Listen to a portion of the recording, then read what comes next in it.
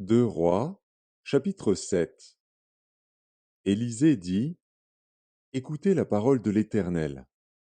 Ainsi parle l'Éternel: Demain, à 7 heures, on aura une mesure de fleur de farine pour un sicle et 2 mesures d'orge pour un sicle à la porte de Samarie.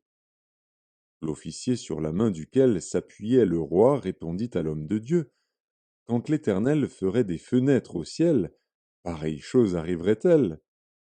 Et Élisée dit: Tu le verras de tes yeux, mais tu n'en mangeras point.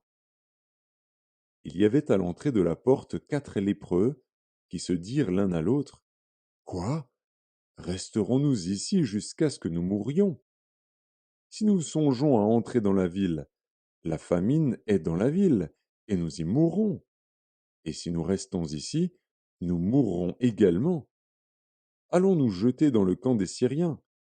S'ils nous laissent vivre, nous vivrons, et s'ils nous font mourir, nous mourrons. Ils partirent donc au crépuscule pour se rendre au camp des Syriens. Et lorsqu'ils furent arrivés à l'entrée du camp des Syriens, voici, il n'y avait personne. Le Seigneur avait fait entendre dans le camp des Syriens un bruit de chars et un bruit de chevaux, le bruit d'une grande armée, et ils s'étaient dit l'un à l'autre: Voici, le roi d'Israël a pris à sa solde contre nous les rois des Hétiens et les rois des Égyptiens pour venir nous attaquer. Et ils se levèrent et prirent la fuite au crépuscule, abandonnant leurs tentes, leurs chevaux et leurs ânes, le camp tel qu'il était, et ils s'enfuirent pour sauver leur vie.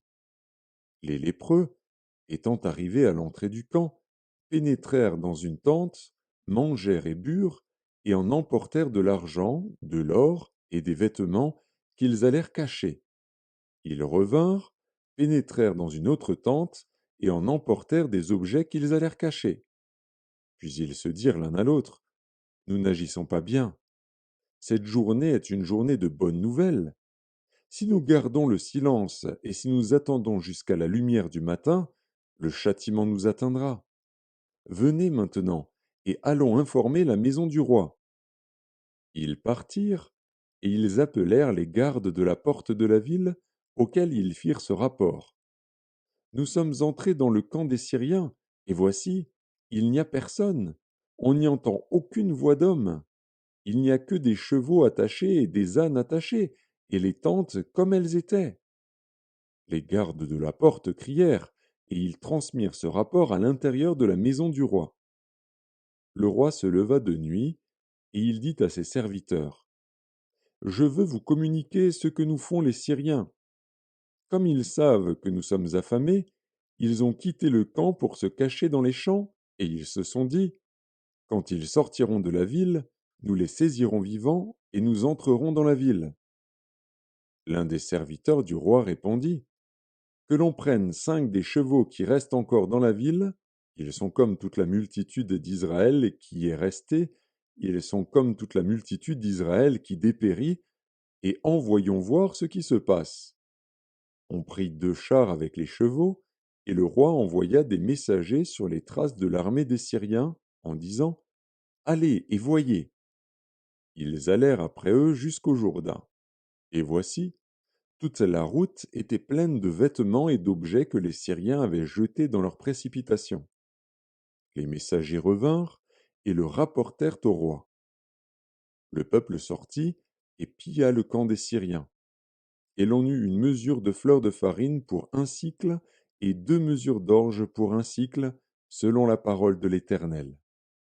Le roi avait remis la garde de la porte à l'officier sur la main duquel il s'appuyait, mais cet officier fut écrasé à la porte par le peuple et il mourut, selon la parole qu'avait prononcée l'homme de Dieu quand le roi était descendu vers lui. L'homme de Dieu avait dit alors au roi: On aura 2 mesures d'orge pour un sicle et 1 mesure de fleur de farine pour un sicle, demain, à 7 heures, à la porte de Samarie. Et l'officier avait répondu à l'homme de Dieu: Quand l'Éternel ferait des fenêtres au ciel, pareille chose arriverait-elle? Et Élisée avait dit: Tu le verras de tes yeux, mais tu n'en mangeras point. C'est en effet ce qui lui arriva. Il fut écrasé à la porte par le peuple, et il mourut.